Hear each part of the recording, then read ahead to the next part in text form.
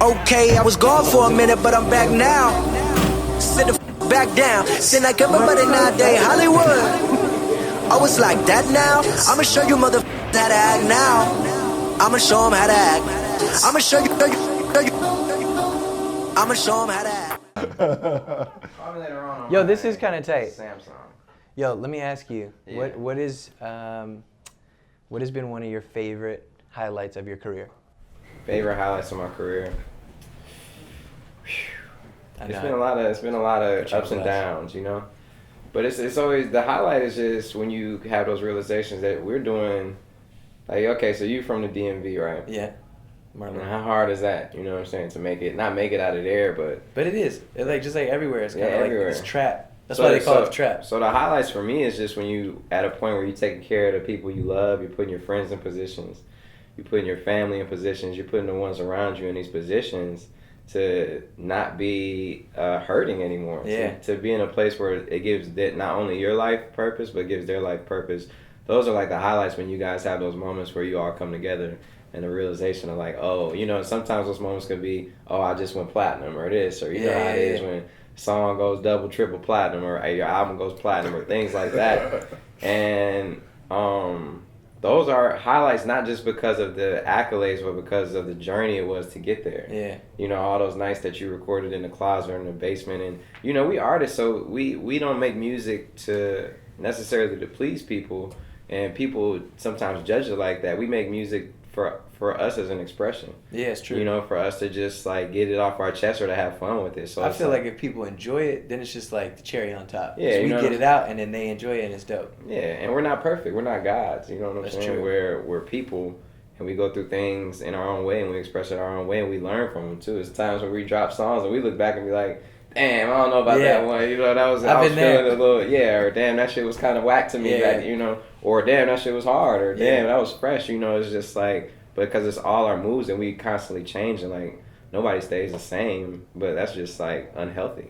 True that. Yeah. So those are my highlights when it's moments like this. It's moments when I get to kick it with my friends, see them doing well. You know what I'm saying? Yeah, dog. Yo, I'm glad we got this on camera because y'all had a friendship for a minute. Like obviously you were on the first album. You told me like you was one of the first artists through No ID that you met, like you saw in the studio. I was pretty starstruck. Tell me about that first time.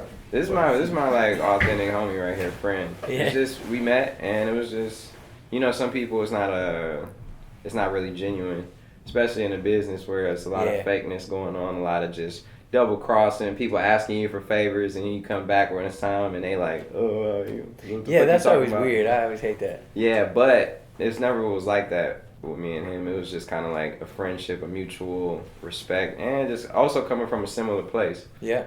You know, so that's all it's always ever been.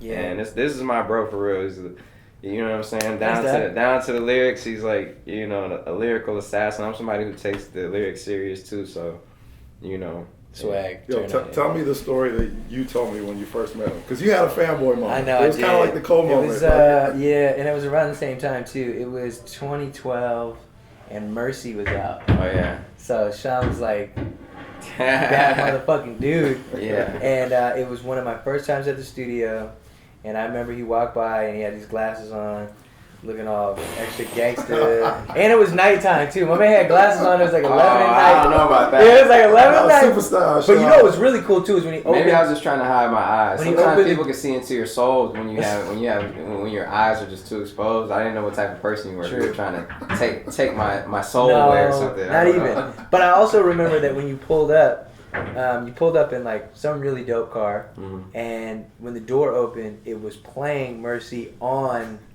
the radio, and I thought that was the craziest thing like I've ever experienced. I don't think I was playing it, but it was definitely probably on the radio. No, I'm saying it was on the radio, like they were playing you and like shouting you out and stuff. And then you went inside, and then I came in after, and you were just like really nice. Like you were like really really nice, and that's one thing that because I was hella nervous. Especially, it's like you go into this like place with all these different people who have power. Like No ID is there, all these different producers and artists and people running around. And here I am, this like nobody, and you're just kind of scared. And then you just treated me with like such respect, and ever since. And it's like the same. It's like the same, like right now from when we first met. Except now, I see you as my boy as well as like a really dope ass MC. Well, that's because I appreciate that, bro. Yeah, that's true love. I love you, and it's just like you weren't a nobody. Nobody's really a nobody. Everybody's somebody. Yeah. It's been times where you see the janitors and the interns be the CEOs. You know what I mean? So you treat people with respect, but it was obviously a mutual thing when I met you. It was something, about you that I could tell was just special, man. I didn't know what it was. Thank you, dude. I don't know if I have like a sixth sense or something, but my intuition just told me that, you were a special guy, man. Thank you. I don't mean that in any weird way. I don't mean that in like a sexual way. You know what I'm saying? No, seriously though, like you as an artist, and it's cool, man, to see you flourishing. And like you said back then, I've been doing this for a long time. Sometimes I forget, and I'm still under 30. I'm still and it's just been amazing for me to, in my career, to just keep going and still be, doing my thing and like still figuring myself out. And the fact that I'm still doing it just goes to shows, because I see a similarity between us, that you're gonna go for a long time too. You're gonna have a long career. You're gonna learn and figure it out, and I appreciate it. Have albums that you look back on and be like, that was the one, and be like, that one I probably could have or did better, or maybe not. You know what I mean? But it's a learning process, and I'm just excited for you to just keep going and like figuring it out. Thanks, bro. I appreciate it. Thank you. For sure. Sorry, before you step out, we talked about the power of positivity. Yeah. I feel like there was a turning point in your life. Every time like you would step to the mic, I felt like a lot of positivity was coming from what you were talking about. Yeah, that's just because I was just the books I was reading and the type of things I had gone through and the trials and tribulations. It's just like it was the things that got me through life. And then when I was making the music, I was like, okay, of course I have fun in a lot of my songs. Of course it's just all different layers of me, because people have different layers. So I talk about different things. I have songs like One Man Could Change the World. I'm talking about my grandma and how influential she was. And on the same album I had I Don't Fuck With You, or Blessings. All these different things are just like different moods. And same with the next album, is songs that are just like all completely different. But let me get on that there. Yeah. Yeah, but it's just the point is that that is just a way of thinking. Like, when I feel like people will need that too. People need that inspiration. They need those certain gems to like get them through tough times, to get them to upgrade themselves. And that's what I try and do, is just upgrade myself. Upgrade. Fill out. Dope. We're here in New York. It's Hardknocktv. Hey. It's Sean Don Logic. We're Swag. real bros right here. Turn up, flex. Yeah, flex, turn up. Swerve. Hey. Hey. Whoa. It's my first one I ever. Whoa. That's really nice. Thanks, bro. Good job, man. I appreciate it. That's really classic. Yeah, good taste. That's the presidential band, the Day. Yeah, no diamonds. Yeah, no, I wanted to keep it really clean, you know what I'm saying? Man, me too. That's what's up. Yeah, you got good taste. Thanks, bro. Appreciate you, man. Is there new music coming between us? I don't know. Oh, is it? Is there new music? No. I don't know. Is it? Maybe. I don't. All right. Slate. Yo, that was crazy. Yeah, Sean, he's the homie. That was Unexpected. that's Did not such a plan pleasant that. surprise. I was actually thinking about planning something like that, because I was like, I reached out to like Khalid's people and a couple different people and be like, oh, are you guys in town? Because I want to surprise you for your birthday, because I haven't seen you since your birthday. Oh, where's my present? It's back in LA. Okay, for sure. My bad. It's all good. I'm just kidding. Your friendship is the only present I'll ever need. Aw. Sorry. You better give me some. Yo, what do you give a man who's got Stop. all the stuff in the world? Like, Look, I'm gonna be honest. All right, this is my first piece of jewelry that I ever purchased. Mm-hmm. Well, I bought a fake Rockefeller chain for $70 on Amazon. you had a fake Rockefeller. Which part of your career was that? Oh, that was right after I bought this Rolex. Yeah, no, straight up. But so I got the Rolex because I thought, I've always wanted one for years and years and years, ever since I started rapping and stuff. And I could afford it. I've been able to afford it, but I was like, man, I don't want to just get it just to get it. And once I found out that I was coming to the Grammys, that's another thing I did. I've only ever bought a suit twice. The first time was when I got married, where you were there. Yeah. And the second time is here. And I thought about it, and I was like, you know what? I'm going to get this. I really want to, and I'm going to have it and be able to give it to my son one day. It's funny because you talked about the watch. The first time I interviewed you, you actually had a bunch of gold chains. Yeah, but I bought those at the mall. I know, but like those are fake. they were the fake gold chains. Yeah, but you had gold chains. I did. But ever since then, I've never seen you rock any. Like you took those off and you never like got anything else. Yeah, I think it's because I wanted to wear those chains because everybody else was wearing chains, and I really wanted to fit in until I realized that you can't stand out and fit in at the same time. If you ever see me in another chain again, it's because I want to be in that chain. It's because I personally like it, and I think it's nice, you know? You know what, another thing I've always wanted? Like a nice, dope, thick Cuban link, like 24 karat, solid gold, just awesome, like, you know? And I've seen, maybe it's because I have seen pictures of like Kanye producing on the MPC with that kind of underneath, or I've seen No ID rocking one, you know, very discreetly underneath like a plain black tee or something like that. And it's something that, hey, maybe one day I'll do that. But you'll never see me in stuff if I don't want to be in it, you know what I mean?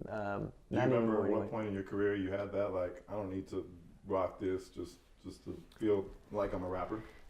I mean, it's definitely started in probably like 2014 around my first album, because I realized like I don't have to succumb to all the, you know, certain stylistic things that I think need to be portrayed in order to get on the radio or sell albums or sell records. And I think the more I realized I could be myself and win is the more I was myself more than ever. And so it's like, yeah, there's people who's like, they'll say all types of crazy stuff about how I talk, how I act, my this, my that, how I look, my skin color, whatever. And they hate and hate and hate. But it's like, but I'm me though. And I'm happy, you know? People can say, I've had way more people tell me like, yeah, real, authentic, you're yourself, good message, helping people, can spit, no question, this and that. And then I've had people be like, oh, he's this, he's that, he's corny, he's this. And it's like, okay, you can call me corny, but, you know, wouldn't that same person who's making fun of me for being myself also just make fun of me for trying to be something I'm not if I did that anyway? So no matter what, you can't win. And why do I want to win with a person who's merely trying to judge me through negativity anyway? I don't want to win through them. To be honest, I don't want to win through anybody but myself and for anybody but myself and my own happiness. Because as long as I'm happy, in the end, that's all that matters. Truly. To me, that's the ultimate win. The ultimate win was after all of our conversations we had, where it's like at the beginning it was like, I want to fit in. Like, how come like I'm not embracing hip hop? I'm not like the early stages. And then it was like, I don't need to be embraced. And that's when you were embraced. It's true. Yeah, it's really crazy. I don't need to be embraced. But then you realize who you're catering to, and I'm catering to myself. You know, it was, why am I forgetting his name? What's his name? Philosopher. Alan Watts. Yep. Alan Watts Who said, you had on your album. yeah, I had him on my album. Alan Watts said, anything you can be into, you'll find others who are. Yep. And that's the realest thing. And it's like, yeah, at first I wanted to be in like, kind of that circle of the cool gatekeepers of this, of that, or whatever the case of the people who like actually suppress me. And I realized like, no, I don't want to go and try to win over a bunch of people who make me feel like I need to jump through hoops. I'm just going to be me. Yep. And there's nobody to win over. It's literally just make really bitchin' music that's undeniable and just be myself. And that's what I've been every day. And people, man, they'll hate you for it. They'll persecute you for who you are and how you speak and how you this and how you that. But it's like, why would you want the approval of somebody like that? You know what I mean? Why would you legitimately want the approval? Like, especially when you look at the majority of the people, like when you have haters, like those haters who like look up to other people, most of the people they look up to like ain't doing shit, like, you know, or kind of maybe did something at one point, but it's more about clout. You can have clout all you want and sit and coach, that's fine. You know what I'm saying? Like I'm trying, I'm just subtle flex. No, it's like but I'm just saying in general, like it's not even about first class or this or that, but I'm talking about being able to work hard at something and see results from it. Yeah, I'm not flexing, but it's like. To me, that's, you know, I'm a huge Outkast fan. When I hear the song Liberation, like that's what it means. Liberation from other people's opinions, liberation from what society imposes on you. And it's really hard to say. It's something that I battle every day. It's like I think it's human nature. Oh, 100%. Especially when you're talking about swiping through all the phones, when you're seeing everybody's pictures, when you're seeing all that stuff. It's like, you're supposed to look like this. You're supposed to act like this. You're supposed to do that. And it's like every day you gotta be like, nah, I'm good. Like, but it's like, you have to like program yourself to like go back to that space of like, I don't need to fit into what everybody else is saying. Oh, completely, yeah. Society or is beautiful. But even monetarily, I was told forever, like you know, oh, because you don't have money or because you don't have this or that or whatever the case may be, that you're like lesser than someone else. And I don't believe that at all. I think it doesn't matter. Because when I was at my poorest, you know, so many people were judging me and telling me that I would never be able to do this or attain that or have this or have that. The funny thing is, once you actually attain those things, especially like monetarily or physically or whatever, or material and things like that, you truly realize how unimportant it is in the aspect of life. It is a comfort. It is something that's really awesome, and it's great to indulge. But those things have nothing to do with your happiness. Period.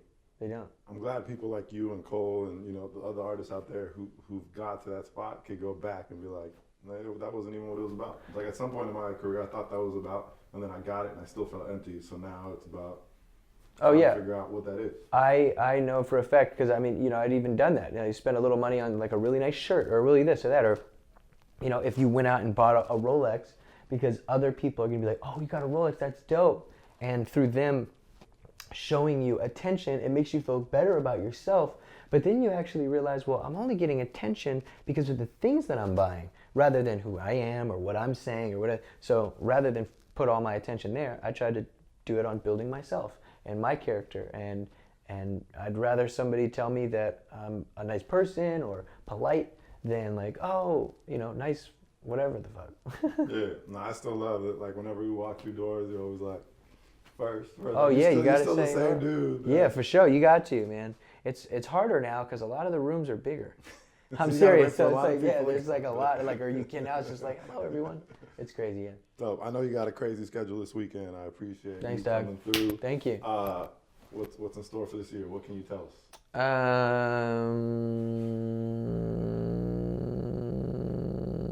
lot of creativity, a lot of projects.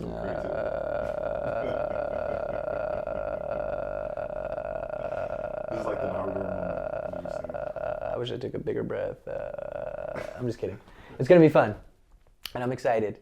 And I'm working on a million stuff right now. I just finished my first novel, started my second novel, started a movie that I wrote, which I'm really excited about. Working on music, always working on music, having fun.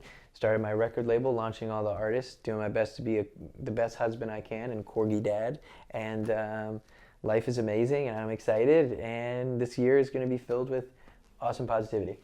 Amazing. I feel like I still got a little bit of pan and fry on me from I know, last time I Doug. was at your house. Straight up. Appreciate you, bro. All right, thanks, Brad. Okay, all right. All right, cool. Hey, alrighty. Hey, I'll see you later. No, for real though. I'll see you. Cool. All right. All right. Peace. Cool. Thanks. No, I'll see you later though. Why are you laughing? You don't actually laugh like that. No, I don't. That's like the awkward on camera. Awkward but it's the awkward on camera. You just say goodbye. Say goodbye. See you. Love you, bro. All right, peace. I'll see you later. All right. All right. Au revoir. Farewell. Adios.